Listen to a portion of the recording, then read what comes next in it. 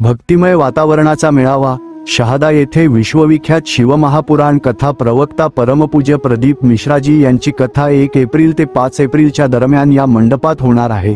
त्याआधीच भक्तांनी येथे गर्दी केली आहे।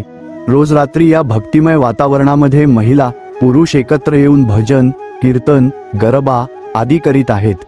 येथे रोज रात्री ढोल तबला पेटी ढोलकी वाद्य वाजवत मराठी हिंदी भजनाचा सुरावर भक्तिमय गाणे गात नृत्य करत आहे। कथेला 1 दिवस बाकी असतानाच येथे भक्तांचा मेळावा फुललेला आहे। E Marathi news Mayur Patil.